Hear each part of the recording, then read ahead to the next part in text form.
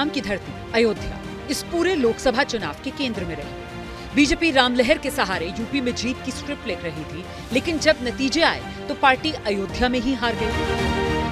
Ayodhya Faizabad Lok Sabha seat का हिस्सा है। अयोध्या में जो हार मिली है उसने न सिर्फ बीजेपी को बल्कि राजनीतिक पंडितों को भी चौंका दिया है। अब बीजेपी इस हार की समीक्षा कर रही है और अयोध्या में इसकी तह में जाकर के बीजेपी ये जानना चाहती है कि जिस अयोध्या से देश जीतने की उम्मीद थी, आखिरकार बीजेपी उसी अयोध्या में कैसे हार गई। फैजाबाद लोकसभा सीट से बीजेपी के लल्लू सिंह उम्मीदवार थे, जिनका मुकाबला समाजवादी पार्टी के अवधेश पासी से था। अवधेश पासी को 5,54,000 वोट मिले, जबकि बीजेपी के लल्लू सिंह को 4,99,000 वोट, करीब 54,000 वोटों से बीजेपी ये सीट हार गई।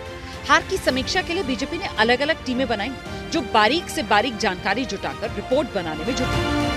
फैजाबाद लोकसभा में विधानसभा की 5 सीटें हैं। साल 2022 के विधानसभा चुनाव में भारतीय जनता पार्टी इनमें से 4 सीटों पर चुनाव जीती थी, जबकि मिल्कीपुर से समाजवादी पार्टी के अवधेश प्रसाद चुनाव जीते थे। इस बार लोकसभा के चुनाव में अवधेश प्रसाद सांसद बने हैं। लोकसभा चुनाव में मिले वोटों का विधानसभा वाइज विश्लेषण करें तो अयोध्या ही एकमात्र विधानसभा सीट रही जहां बीजेपी को बढ़त मिली। बाकी 4 सीटों पर बीजेपी पिछड़ गई और चुनाव हार गई। अयोध्या में बीजेपी को 1,04,671 वोट मिले, जबकि समाजवादी पार्टी को 1,04,000 वोट। मतलब ये कि जिस अयोध्या में भव्य राम मंदिर का निर्माण हुआ, वहां से तो बीजेपी को बढ़त मिली, लेकिन बाकी जो लोकसभा क्षेत्र के ग्रामीण इलाके थे, वहां पार्टी पिछड़ गई, जिसकी वजह से ये सीट हार गई। बड़ी बात ये रही कि साल 2019 में बीजेपी के लल्लू सिंह को जितने वोट मिले थे, इस बार उतने वोट भी नहीं मिले।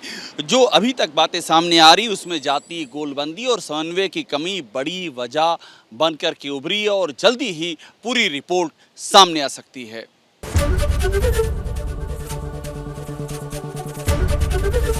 एबीपी गंगा, खबर आपकी, जुबान आपकी।